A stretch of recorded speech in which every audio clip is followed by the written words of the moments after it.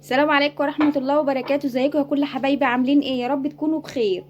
النهاردة بقى عملنا طاجن بامية تحفة تحفة تحفة. يلا نشوف عملنا الكلام ده ازاي. اهو يا جماعة هنعمل بامية بقى مع بعضينا النهاردة. اهو جبت نص كيلو ولا كيلو الا ربع، مسكته غسلته عشان بيبقى عليها حشرات كده عند الخضري.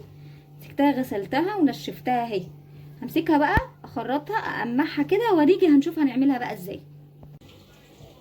اهو اول حاجه بقى حطيت حله تسخن على النار وحطيت ماده دهنيه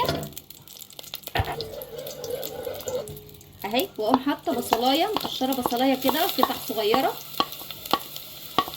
اهي، بصلايه كده وسط، ولا كبيره قوي ولا صغيره قوي اهو يا جماعه. طبعا انا مش بقلي عشان الجو حر، فالجو حر انا مش بايه مش بقلي كده عشان ما تتعبناش، ما بسبكهاش ولا اخليها تحمر اهي. يا دوبك اهي شمت النار، اقوم حاطه لها الفصين التوم، هما فصين توم. كل حاجه قدامكم اهو يا جماعه. اول ما احط التوم على طول اقوم حاطه القوطه، ليه؟ عشان ريحته ما تروحش، تفضل زي ما هي معايا في الاكل اهي. اهي يا جماعه بعد ما غليت بقى اهي، اللهم صل على النبي، لونها جميل ازاي، بسم الله ما شاء الله. هتبلها بقى مكعب ماجي وملح وفلفل وكزبره ناشفه وبهارات لحمه وكمون اهو. نسيت حاجه، ايه اللي انا نسيتها؟ سنه السكر، سنه السكر اهي، شعره السكر اهي ماسكاها بايدي ورحت حطاها اهي.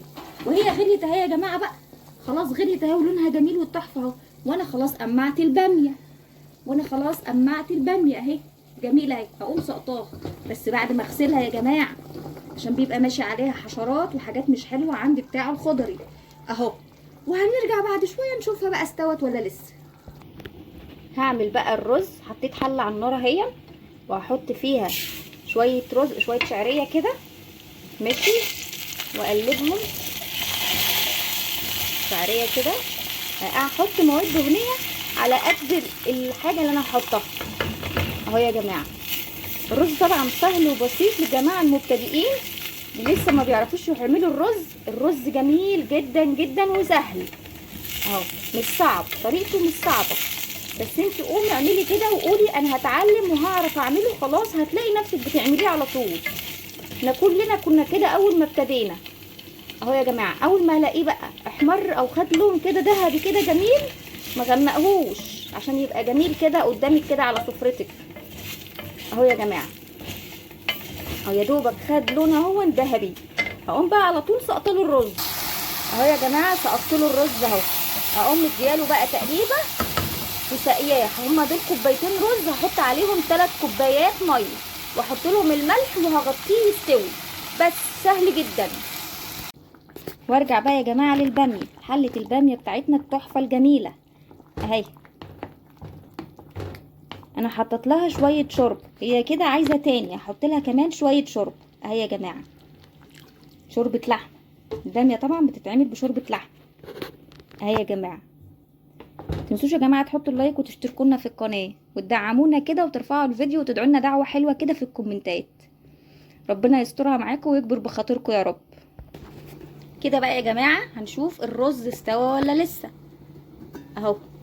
واو اهو جميل اهون ومفرفر اهون اهو، شكله استوى اهو يا جماعه اهو. بعد نص ساعه بس ولا ربع ساعه من الغليان رحت حاطه له الايه، الشياطه تحتيه، وهديت النار عليه. جماعه المبتدئين سهل جدا وبسيط ماشي. يلا بقى كده خلصنا اكلنا نغرفه بقى. وبكده يا جماعه نكون خلصنا الغدا بتاعنا الجميل التحفه، بالهنا والشفا على قلب اللي ياكل. وما تنسوش يا جماعه تحطوا اللايك وتشتركوا لنا في القناه كده وتدعمونا. يعني هتحط اللايك، مش هقولك اكتبي لي كومنت ماشي. يلا يا جماعه، باي باي.